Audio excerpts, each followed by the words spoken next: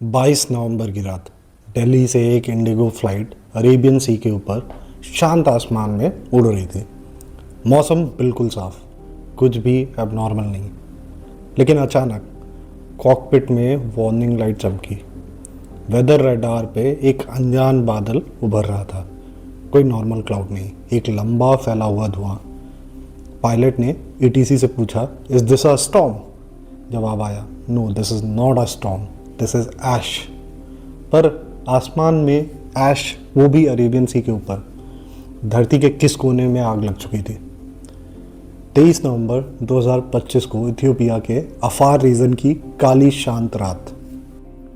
Ethiopia वो जमीन जहां लूसी मिली, 32 लाख साल पुरानी, जो इंसान और बंदर के बीच की सबसे पुरानी कड़ी मानी जाती है।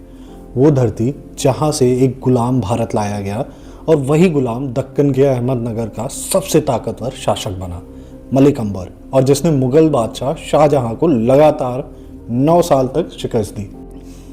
वो इथियोपिया जिसने 1896 में बैटल ऑफ अडवा में यूरोप की पावरफुल इटालियन आर्मी को हरा दिया और पूरी दुनिया को चौंका दिया। और उसी हिस्टोरिकल ज़मीन पर एक लाल चमक ने आसमान फाड़ दिया।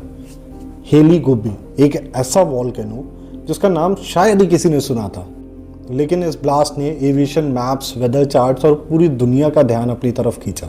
ये इरप्शन इतना पावरफुल था कि इसका ऐश क्लाउड 15 किलोमीटर ऊपर तक पहुंचा, सीधा फ्लाइट अल्टीट्यूड में। सैटेलाइट इमेजेस में ये ब्लास्ट स्पेस से एकदम साफ दिख रहा था, जैसे धरती पर एक नया सूरज उगाया हो। इतनी रिमोट जगह पर हुआ ये धमाका कुछ ही घंटों में पूरी दुनिया के एविएशन सिस्टम का हिस्सा बन गया। ये इरप्शन इसलिए खास था क्योंकि ये वॉल्केनो 10,000 ईयर्स बाद इरप्ट हुआ। लेकिन ये सिर्फ एक नॉर्मल इरप्शन नहीं था, ये उस जगह की कहानी थी जहां धरती खुद टूट रही है। अफार डिप्रेशन, धरती का वो जख्म जहां पे 3 कॉन्टिनेंटल प्लेट्स धीरे धीरे अलग हो रही हैं, अफ्रीकी, Somalian and Arabian plates. Scientist कहते हैं यहीं लाखों साल बाद एक नया समुद्र पैदा होगा जहां आज रेगिस्तान है।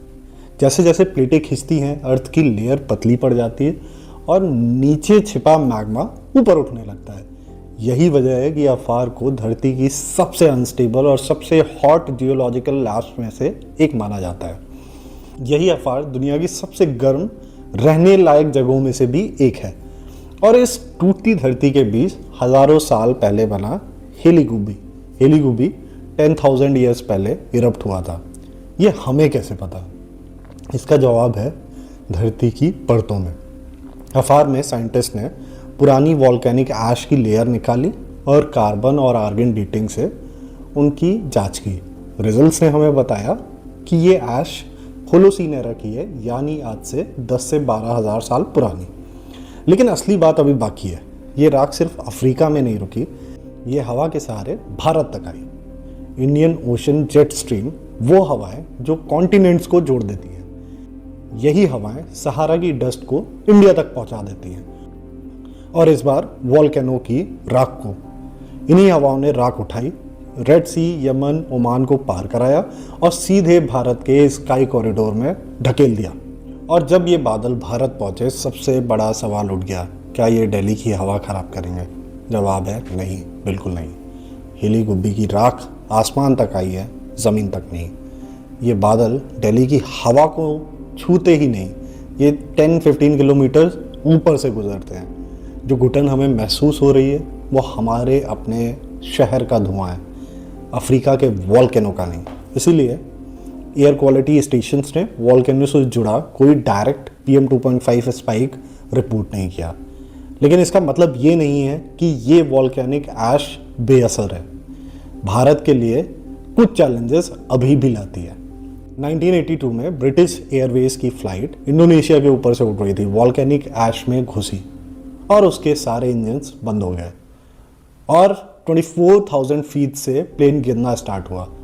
ऑल्दो बाद में पायलट ने जकार्ता में फ़्लाइट को सेफली लैंड करा दिया। इसलिए फ़्लाइट्स को आज भी वॉल्केनिक eruption के वक्त डाइवर्ट किया जाता है। इसके अलावा ऐश की वजह से स्काई गेजी दिखता है और कभी कभार सैटेलाइट और GPS भी वीक पड़ जाते हैं। लेकिन ये पहली बात नहीं है कि किसी दूर के वॉल्केनो ने दुनिया में मौसम ही बदल दिया हो। हिस्ट्री में इसकी गूंज कई बार सुनाई दी है। 1883 इंडोनेशिया, क्राकाटुआ फटा और ह्यूमन हिस्ट्री की सबसे तेज़ आवाज़ दुनिया ने सुनी और राख महीनों तक हवा में तैरती रही। भारत में सूरज देर से उगता था, यूरोप में आसमान खून जैसा लाल दिखता था। लेकिन इससे भी भयानक कहानी 1783 में आइसलैंड का लाकी वॉल्केनो 8 महीने तक लगातार इरप्ट होता रहा। यूरोप में धुआं छा गया, लेकिन असली झटका भारत को लगा। ब्रिटिश ईस्ट इंडिया कंपनी के रिकॉर्ड्स बताते हैं उस साल मॉनसून काफ़ी वीक था और बंगाल में भीषण अकाल पड़ा। एक वॉल्केनो ने जो भारत से 9000 किलोमीटर दूर था, यहाँ पे भूखमरी फैला दी। लेकिन अर्थ ने सबसे बड़ा झटका दिया 1815 में। इंडोनेशिया में तंबोरा ऐसा फटा कि पूरा 1816 कहलाया the year without summer. America में जून में स्नोफॉल हुआ, यूरोप में पूरी क्रॉप्स बर्बाद हो गई और भारत में मॉनसून देर से आया। एक वॉल्केनो जिसने पूरी अर्थ का क्लाइमेट चेंज कर दिया। इन सब से एक ही सीख मिलती है, अर्थ का गुस्सा कभी लोकल नहीं होता है। एली गुब्बी का इरप्शन हमें याद दिलाता है विंड की कोई बाउंड्री नहीं होती। अफ्रीका में उठी आग आज भारत के आसमान में झलक रही है। अर्थ एक है और उसकी सांसें भी। Thank you.